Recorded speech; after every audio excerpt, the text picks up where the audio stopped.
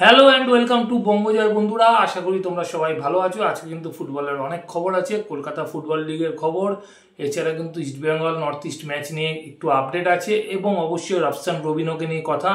তো সব খবর জানবে তার আগে বলবো যে আমার চ্যানেল বঙ্গজয়কে একটু তোমরা বেশি করে লাইক, শেয়ার আর কমেন্ট করো। আর চ্যানেলে যারা নতুন এসছো তারা অবশ্যই সাবস্ক্রাইব করে বেল বটনটা অন করে দাও, যাতে ফুটবলের সব নোটিফিকেশন তোমরা রোজকার মতন পেতে থাকো। তো প্রথমেই আজকে তোমাদের জন্য কি খবর অপেক্ষা করছে একটু দেখে নিই। প্রথমেই আসি আই লিগের খবর। আর আই লিগের দল কিন্তু রাজস্থান ইউনাইটেড এক উরুগুয়ান স্ট্রাইকারকে সই করলো। কাকে সই করলো তোমরা একটু জেনে নাও। মরশুমের শুরুতে একটি দুর্ঘটনার সম্মুখীন হয়ে যাওয়ায় চোটের কারণে আগেই দল ছেড়েছিলেন রাজস্থান ইউনাইটেডের সঙ্গে এই মরশুমে চুক্তি করা একদা ইপিএল খেলা বুরুন্ডিয়ান ফরওয়ার্ড সাইদো বেরিনো। তার জায়গায় উরুগুয়ের ফরওয়ার্ড লুকাস রড্রিগেজকে আনুষ্ঠানিকভাবে স্বাগত জানালো আই লিগের ক্লাবটি। 21 বছর বয়সী লুকাস গত মরশুমে উরুগুয়ের প্রাইমারা ডিভিশনের ক্লাব অ্যাথলেটিকো সেরোর হয়ে গত মরশুমে 15 ম্যাচে একটি গোল করেছিলেন। স্বদেশের সর্বোচ্চ সারির এই ক্লাবটির হয়ে বেশিরভাগ ম্যাচেই তিনি পরিবর্তিত ফুটবলার হিসেবে সুযোগ পাচ্ছিলেন। এবার ভারতের মাটিতে তারকা হওয়ার সুযোগ তার সামনে। প্রথম ম্যাচে হারের পর রাজস্থান ইউনাইটেড এফসিও ভাগ্য বদলাতে পারে কিনা অনেকটাই কিন্তু নির্ভর করবে এই উরুগুয়ান স্ট্রাইকারের ওপর। আসি একটু নর্থ ইস্ট ইউনাইটেডের খবরে। নর্থ ইস্ট ইউনাইটেড তো জানো তোমরা আইএসএল খেলছে, আর এবার কিন্তু নর্থ ইস্ট ইউনাইটেড খেলবে আসামের গৌহাটি প্রিমিয়ার লিগেও। আর এই মুহূর্তে যা খবর তা ক্লাব প্রতিষ্ঠাতার 10 বছর পর প্রথমবারের জন্য গৌহাটি প্রিমিয়ার লিগ খেলতে নামছে north east United FC. ISL এর ক্লাব হলেও তাদের সরাসরি জিপিএফএল এ নেওয়া হয়নি এবং নিজেদের শহরের সর্বোচ্চ লিগে একদম নিচের ডিভিশন থেকে খেলে উঠে আসতে হয়েছে তাদের। তবে ঘরোয়া লিগে তারা প্রতিবারের মতো রিজার্ভ দল নিয়ে অংশগ্রহণ করবে। দেখার যে নর্থ ইস্ট ইউনাইটেডের এবছর কিন্তু খুব ভালো পারফরমেন্স করছে, সেটা তোরা আইএসএলই হোক বা তারা ডুরান্ট জিতেছে এবং নর্থ ইস্ট ইউনাইটেড রিজার্ভ দল কিন্তু এবারে সিকিম কমনওয়েলথ গোল্ড কাপও জিতেছে। তো এখন দেখার যেই ব্যাপারটা সেটা হচ্ছে যে এই নর্থ ইস্ট ইউনাইটেড যে গৌহাটি প্রিমিয়ার লিগ খেলবে সে আগামী দিনে নর্থ ইস্ট ইউনাইটেড রিজার্ভ দল গৌহাটি প্রিমিয়ার লিগ চ্যাম্পিয়ন হতে পারে কিনা, এটাও কিন্তু একটা দেখার বিষয়। কারণ এই মুহূর্তে কিন্তু নর্থ ইস্ট ইউনাইটেডের সময় খুব ভালো যাচ্ছে। তো আশা করব যে নর্থ ইস্ট ইউনাইটেড রিজার্ভ দল কিন্তু এবারে গৌহাটি প্রিমিয়ার লিগ চ্যাম্পিয়ন হবে। এবার চলে আসি কলকাতা ফুটবল লিগের খবরে। কলকাতা ফুটবল লিগ নিয়ে তো ডামাডোল চলছে, কবে শেষ হবে কি হবে কিচ্ছু জানে না। এই নিয়ে কিন্তু আমি আগে দুটো ভিডিও বানিয়েছিলাম কলকাতা ফুটবল লিগ নিয়ে। তো এই মুহূর্তে যা পরিস্থিতি তাতে কিন্তু কলকাতা ফুটবল লিগ শেষ হওয়া নিয়ে কিন্তু একটা আশঙ্কা দেখা দিয়েছে, বিশেষ করে ডায়মন্ড হারবার এফসিকে নিয়ে। এরা IFA, east Bengal, diamond Harbour FC, Mohammedan এবং ভবানীপুরকে নিয়ে কিন্তু এক দফার মিটিং করেছে। সেখানে কিন্তু দিনক্ষণ কোনো স্থির করতে পারেনি কবে আইএফএর যে কলকাতা ফুটবল লিগ হয় সে কলকাতা ফুটবল লিগ কবে শেষ হবে। এই মুহূর্তে ডায়মন্ড হারবার এফসি কিন্তু ম্যাচ খেলতে রাজি নয়, তারা কিন্তু আই লিগ 2 হওয়ার পরই তারা খেলতে চাইছে। তো এইভাবে চললে কি একটা লিগ কখনো চলতে পারে? কখনোই চলতে পারে না। একটা লিগের ভবিষ্যৎ কি হতে পারে? কেননা ভবানীপুর ক্লাবের সাথে কিন্তু ইস্টবেঙ্গলের খেলা বাকি, আর অলরেডি ভবানীপুর ক্লাবের সাথে তাদের বাকি ফুটবলার যারা আছে ভবানীপুরে তাদের সাথে কিন্তু চুক্তি শেষ হয়ে গেছে। তো ভবানীপুর টিম নামাতে পারবে কিনা তা নিয়ে কিন্তু একটা সংশয়ের ব্যাপার থেকে যাচ্ছে। আর অন্যদিকে ডায়মন্ড হারবার এফসি কিন্তু একের পর এক কিন্তু তারা বায়না করেই চলেছে, আজ খেলবো না কাল খেলবো না এরকম করছে। এবং ডায়মন্ড হারবার এফসির সাথে ইস্টবেঙ্গল খেলতে নামার আগে আইএফএ কিন্তু একটা ঘোষণা করেছিল যে ইস্টবেঙ্গলকে মোহামেডান ম্যাচের বিজয়ী হিসাবে, কিন্তু পরে সেটা মোহামেডান এবং ডায়মন্ড হারবার এফসি কিন্তু আইএফএ-কে চিঠি দেয় এবং ডায়মন্ড হারবার এফসি জানায় যে ইস্টবেঙ্গলকে যদি 3 পয়েন্ট দেওয়া হয় মোহামেডান ম্যাচে তাহলে তারা কলকাতা ফুটবল লিগ খেলবে না। তো আমি এই প্রসঙ্গে একটা কথা বলে রাখি যে 2015 সালে কিন্তু একই জিনিসে কিন্তু মোহনবাগানের 3 পয়েন্ট কাটা গেছিল টালিগঞ্জ অগ্রগামীর সাথে। সেই খেলাটা ছিল বারাসাত স্টেডিয়ামে, মোহনবাগানে করছিল সঞ্জয় সেন, টালিগঞ্জ অগ্রগামীর করছিল সুভাষ ভৌমিক। সেই ম্যাচে মোহনবাগান কিন্তু টালিগঞ্জ অগ্রগামীকে হারিয়ে দেয়, কিন্তু ম্যাচ শেষ হওয়ার 2-3 মিনিট আগে মোহনবাগানের একজন অনূর্ধ্ব 21 ফুটবলারকে পরিবর্তন করে আরেকজন সিনিয়র ফুটবলারকে নামানো হয় এবং সেই সময় নিয়ম ছিল যে মাঠে 2 জন অনূর্ধ্ব 21 ফুটবলারকে সারা ম্যাচে রাখতে হবে। তো সেটা কিন্তু মোহনবাগান করেনি। ম্যাচের 2 মিনিট আগে কিন্তু প্লেয়ার পরিবর্তন করে এবং টালিগঞ্জ অগ্রগামী পরবর্তী সময় আইএফএ-কে চিঠি দেয়। আর সেই চিঠির পরিপ্রেক্ষিতে কিন্তু মোহনবাগান ম্যাচ জিতে গেলেও কিন্তু টালিগঞ্জ অগ্রগামীকে 3 পয়েন্ট দিয়ে দেওয়া হয় এবং মোহনবাগান ম্যাচ জিতে কিন্তু কোনো পয়েন্ট পায় না। তারা রুলস ব্রেক করার জন্য তারা পুরো 90 মিনিট ম্যাচে কিন্তু অনূর্ধ্ব 21 2জন ফুটবলার তাদের মাঠে ছিল না। আর এবারে কিন্তু সেম জিনিসই হয়েছে ইস্টবেঙ্গলের সাথে। মোহামেডানের কিন্তু যে 4 জন ভূমিপুত্র ফুটবলার তারা কিন্তু এর মধ্যে কিন্তু 4 জনই কিন্তু পুরো 90 মিনিট মাঠে ছিল না। সাময়িক কিছুক্ষণের জন্য 2-3 মিনিটের জন্য হলেও কিন্তু একজন ফুটবলারকে পরিবর্তন করে মোহামেডান স্পোর্টিং, যেটা নিয়েই কিন্তু বিতর্ক। কিন্তু সেই একই নিয়ম একই কারণ, কিন্তু কি কারণে ইস্টবেঙ্গলকে 3 পয়েন্ট দেওয়া হচ্ছে না সেটা কিন্তু বোঝা যাচ্ছে না।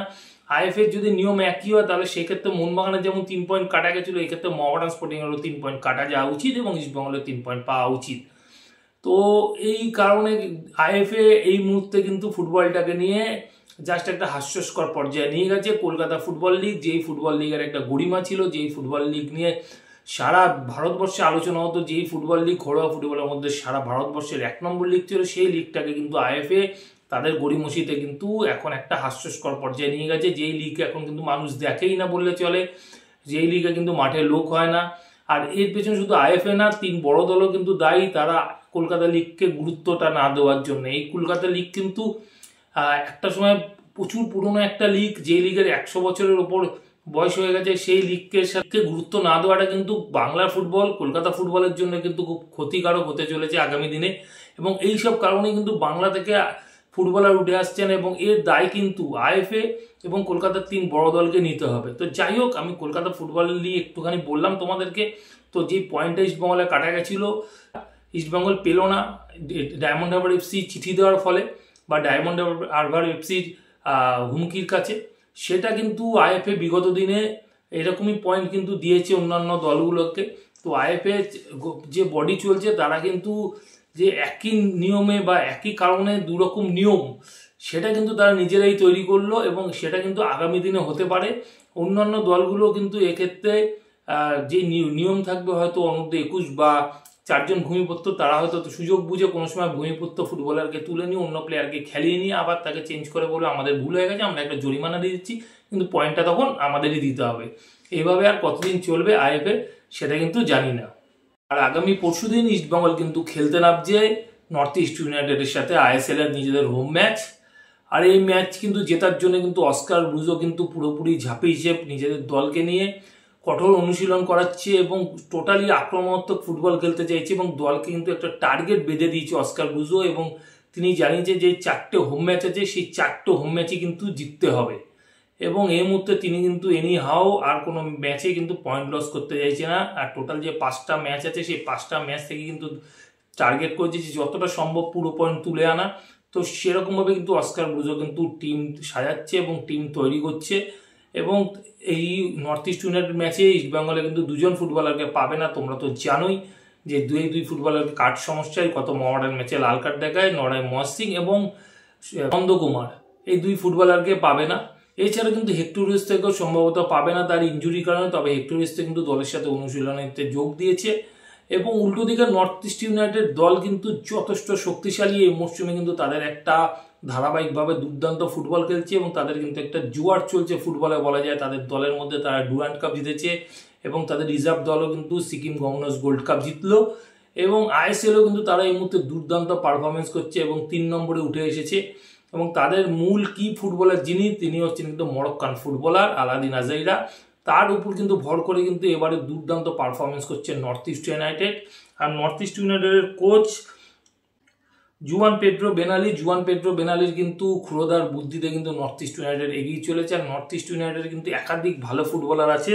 আর এই ভালো ফুটবলারদের মধ্যে অবশ্যই বলতে হবে যে গোলকিপার গুরমিত সিংকে নিয়ে। গোলকিপার গুরমিত সিং কিন্তু এই মরশুমে দুর্দান্ত ফুটবল খেলছে, সেটা ডুরান্ড কাপই হোক বা আইএসএল এর ম্যাচগুলোতেই হোক।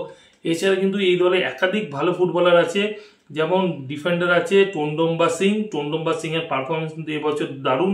এছাড়াও কিন্তু বলতে হয় যে ফরওয়ার্ড বা উইং পজিশনে খেলে জিতিন এমএস এই মরশুমে অসাধারণ ফুটবল খেলছে। নেস্টর আছে মিডফিল্ডে, অসাধারণ একজন দারুণ বল ফুটবলার বা ম্যাচ উইনিং ফুটবলার বলা যায় নেস্টরকে।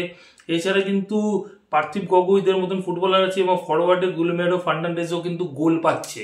তো এদের নর্থ ইস্ট ইউনাইটেড কিন্তু গোল করার ফুটবলার আছে অনেকেই, পার্থিব গগৈ থেকে জিতেন এমএস, গুলমেরো ফার্নান্ডেজ থেকে নেস্টর, এরা কিন্তু একটা টিম গেম খেলছে টোটালি। আর এই দলের এই মরশুমে সব থেকে কি ফুটবলার কিন্তু আলাদিন আজাইরা মরক্কান ফুটবলার।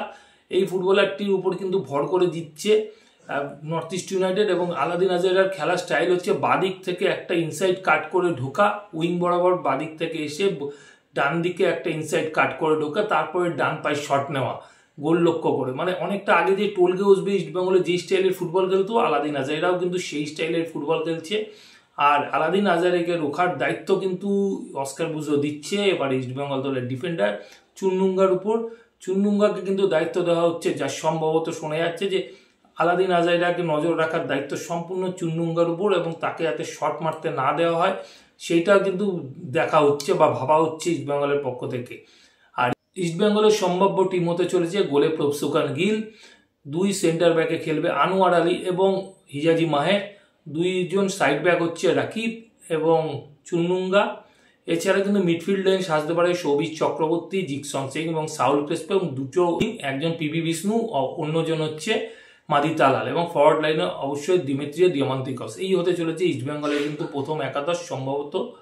এবং এছাড়া কিন্তু ইস্টবেঙ্গলের জন্য একটা বাজে খবর বেরিয়ে এসেছে, তা হচ্ছে নিশু কুমারের চোট। নিশু কুমার কিন্তু দলের সাথে অনুশীলনে ফিরেছিলেন, কিন্তু এই মুহূর্তে কিন্তু তিনি আবার চোট পেয়েছেন এবং শোনা যাচ্ছে নিশু কুমার হয়তো এই মরশুমে ইস্টবেঙ্গল জার্সি গায়ে নাও খেলতে পারেন তার চোটের কারণে। তিনি হয়তো পুরোপুরি এই মরশুমে তিনি মাঠের বাইরে হয়ে যাচ্ছেন তার চোটের জন্য। তো এটা কিন্তু ইস্টবেঙ্গলের জন্য খুব খারাপ একটা খবর, কারণ ইস্টবেঙ্গলে এমনিতেই ডিফেন্স লাইন নিয়ে ভুগতে হচ্ছে, তারপর নিশু কুমারের যদি এরকম একটা বড় ধরনের চোট হয়ে থাকে তাহলে কিন্তু ইস্টবেঙ্গলের জন্য খুব খারাপ খবর। তবে ইস্টবেঙ্গল কিন্তু নর্থ ইস্ট ম্যাচ জেতার জন্য ঝাঁপাবে এবং অস্কার ব্রুজো কিন্তু পুরো 3 পয়েন্ট পাওয়ার ব্যাপারে আশাবাদী। সবশেষে আসি রফসান রবিনোর খবরে। রফসান রবিনোর আজকে একটা পোস্ট কিন্তু জল্পনা তুঙ্গে করে দিয়েছে ইস্টবেঙ্গলে আসার ব্যাপারে। আর এই পোস্ট ঘিরে কিন্তু জল্পনা চলছে যে রফসান রবিনো কবে ইস্টবেঙ্গলে আসবে এবং তিনি কিন্তু ফাইনালি জানিয়ে দিলেন যে তার সাথে কিন্তু বসুন্ধরা কিংসের চুক্তি কিন্তু ছিন্ন হয়ে যাচ্ছে। তার এই পোস্টে কি লেখা আছে সেটা তোমাদেরকে একবার বলে দিই। তিনি পোস্ট করেছেন যে বসুন্ধরা কিংসের সাথে আমার চুক্তি শেষ হতে চলেছে এবং আমি সকল ভক্ত, খেলোয়াড় এবং কোচিং স্টাফের প্রতি কৃতজ্ঞতা প্রকাশ করতে চাই, যাদের সাথে কাজ করার সম্মান পেয়েছি। একসাথে আমরা ইতিহাস তৈরি করেছি, আমরা বেশ কয়েকটি শিরোপা জিতেছি, আমি দলের অধিনায়ক এবং 10 নম্বর থাকার সৌভাগ্য পেয়েছি এবং বাংলাদেশের নাম বড় পর্যায়ে নিয়ে যাওয়ার সুযোগ পেয়েছি, যেমন AFC cup, AFC champions league. আমি বাংলাদেশে আমার সময় শেষ করতে চাই একটা সুখী এবং স্বাস্থ্যকর উপায়, কিন্তু দুর্ভাগ্যবশত নিজেকে এতটা উৎসর্গ করেছেন এমন একজন প্রতি ক্লাবের অবস্থান যে অসম্মান প্রদর্শন করেছে তা বর্ণনাতীত। ম্যানেজমেন্টের মধ্যে নিখুঁতভাবে ব্যক্তিগত উচ্চাকাঙ্ক্ষার লোক রয়েছে এবং এটি কেবল খেলোয়াড়দেরই নয়, ক্লাবের জন্যও কিন্তু ক্ষতি। অতএব আমি আমার ভক্তদের কাছে এটা স্পষ্ট করতে চাই যে আমরা উভয় পক্ষের জন্য একটি ন্যায্য চুক্তির জন্য আলোচনা করার চেষ্টা করছি, কিন্তু ক্লাব কোনো প্রতিশ্রুতি পূরণ করেনি, ফলে 8 মাস বেতন না পেয়ে এই চক্র শেষ করেছি। কিন্তু জীবন চলে। আমি বসুন্ধরা কিংস এবং বাংলাদেশের জনগণকে তাদের উষ্ণ অভ্যর্থনা ও অবসরণীয় ম্যাচগুলির জন্য ধন্যবাদ জানাতে চাই এবং শীঘ্রই দেখা হবে, শুভকামনা রইল। তো জল্পনা এখানে যে শীঘ্রই দেখা হবে শুভকামনা রইল, সেটা কোথায় দেখা হবে? বাংলাদেশের কোনো ক্লাবের জার্সি গায়ে কি বসুন্ধরা কিংসে এই প্রাক্তন ফুটবলার হতে চলা রফসান রবিনোকে খেলতে দেখা যাবে, নাকি কলকাতার দল ইস্টবেঙ্গলের জার্সি গায়ে তাকে খেলতে দেখা যাবে? এটা নিয়ে কিন্তু একটা জল্পনা চলছে। তবে এই মুহূর্তে যা খবর বেরিয়ে এসছে তা কিন্তু রফসান রবিনো ইস্টবেঙ্গলেই আসতে চলেছে, এইরকম কিন্তু একটা ব্যাপার ফাইনাল হয়ে গেছে। তবে রফসান রবিনো হয়তো ইস্টবেঙ্গলে চলেও আসবে খুব তাড়াতাড়ি। তিনি কিন্তু দলের সাথে অনুশীলনে যোগ দেবে, কেননা তার ফিটনেসটাও একটা ব্যাপার। সেই ফিটনেসটাকে তৈরি করার জন্য কিন্তু অস্কার ব্রুজোও চাইছে যে রফসান রবিনোর সাথে চুক্তিটা কমপ্লিট করে নিয়ে ইস্টবেঙ্গলে রফসান রবিনো অনুশীলনে যোগ দেয়, যাতে তার ফিটনেসটা খুব তাড়াতাড়ি ইমপ্রুভ করা যায় এবং সেকেন্ড লেগে যাতে অস্কার ব্রুজো এই রফসান রবিনোকে পুরো ফিট অবস্থায় পায় এবং ইস্টবেঙ্গলের জন্য যাতে ভালো হয়, সেই কারণে কিন্তু তাকে খুব তাড়াতাড়ি দলে চাইছে ইস্টবেঙ্গল দলের কোচ অস্কার ব্রুজো। এখনকার মতন খবর এই পর্যন্ত। নতুন খবর নিয়ে হাজির হবো তোমাদের কাছে পরের ভিডিওতে। যাওয়ার আগে শুধু একটাই কথা বলবো, আগের ভিডিও যারা মিস করে গেছো তার জন্য ডেসক্রিপশন বক্সে লিঙ্ক দেওয়া থাকবে, তোমরা লিঙ্ক ক্লিক করে কিন্তু আগের ভিডিও দেখে নিতে পারো। এখনকার মতন গুড বাই।